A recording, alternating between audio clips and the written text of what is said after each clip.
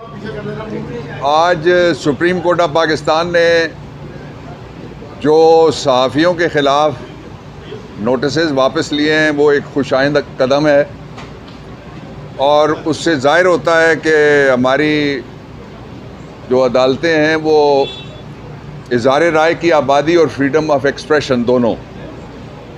उससे सेंसिटाइज्ड हैं। मैं इस मौके पे ये कहना चाहता हूँ कि 3 दिन पहले जो PTA है उसने पाकिस्तान तहरीक-ए-इंसाफ की जो वेबसाइट्स हैं उनको ब्लॉक कर दिया है, उनका भी नोटिस लिया जाए। और मैं PTA से कहना चाहता हूं कि वेबसाइट्स ब्लॉक होने से आपने देख लिया है, कल जब कैदी नंबर 804 ने जेल से पैगाम भेजा, पूरा पाकिस्तान गांव देहात शहर बिला इस्तिस्ना बाहर निकला है, इसलिए इससे कोई फ़र्क नहीं पड़ना। लेकिन जो इक़दामात बाकी FIA या PTA या पैमरा या कोई और इदारा है उसको ऐसे करने चाहिए कि लोगों की आज़ादी इज़हार मुतासर ना हो। और जो सहाफ़ी हैं वो आज़ादी इज़हार का एक बड़ा ज़रिया है, इसलिए मुझे खुशी हुई है इस फ़ैसले पे ज़ाती तौर पे। मैं 3 बातें आपके सामने रखना चाहता हूँ। पहला ये है कि इमरान खान के ख़िलाफ़ जो इस वक्त जेल के अंदर ट्रायल हो रहा है वो इंटरनेशनल ह्यूमन राइट्स डिक्लेरेशन की वायलेशन है, वो यूरोपियन यूनियन ह्यूमन राइट्स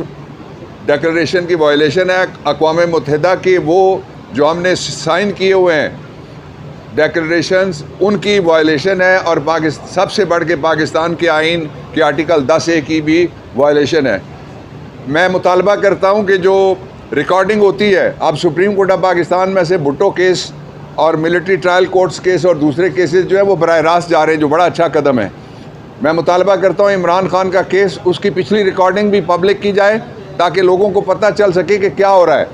मैं ये बात आपको हैरानकुन शायद लगे कि इमरान खान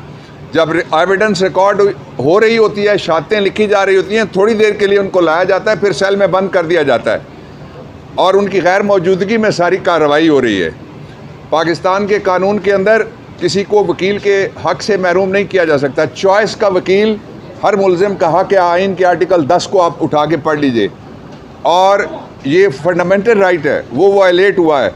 और इस वक्त वहाँ पे कोई ट्रायल नहीं हो रहा, मर्डर ऑफ अ ट्रायल हो रहा है, खून किया जा रहा है इंसाफ का। दूसरी बात ये है, जिस शख्स के लिए सारा कुछ ड्रामा स्टेज किया गया था, जब वो इस्लामाबाद एयरपोर्ट पे उतरा नवाज शरीफ तो उसको सफ़ेद झंडी दिखाई गई थी, अब उसको लाल झंडी मिल गई है। वो कोई वज़ीर आज़म वगैरह नहीं बन रहा, ना वो मुल्क संभाल सकता है, वो अपने कारोबार के अलावा कुछ भी नहीं संभाल सकता, वो अपने ख़ानदान के अलावा किसी को भी नहीं संभाल सकता, वो और अपने मुफादात के अलावा वो किसी के साथ भी मुखलिस नहीं है। और कोई बंद कमरे में या बंद दीवारों के ऊपर या बंद पर्दे के पीछे कोई फ़ैसला काबिल कबूल नहीं होगा पाकिस्तान के लोगों के लिए। पाकिस्तान के लोगों को मौका दिया जाए, 5 साल में एक दफ़ा मौका मिलता है, और कोई सरकारी मुलाजम ब्यूरोक्रेसी या जो 5 गवर्नमेंट स्टूजेस बैठी हुई हैं ये बैठ के ये कहें कि इसको वोट डालो, इसको ना वोट डालो, इस तरह से वोट डालो, इस तरह से इलेक्शन लड़ो। लोगों को आज़ादी देनी चाहिए, ये आज़ाद मुल्क है, इसका आइन आज़ाद किया जाना चाहिए, इसके मीडिया को आज़ाद करना चाहिए, इसके निज़ाम कानून और इंसाफ को आज़ादी से काम करने देना चाहिए। इसलिए जो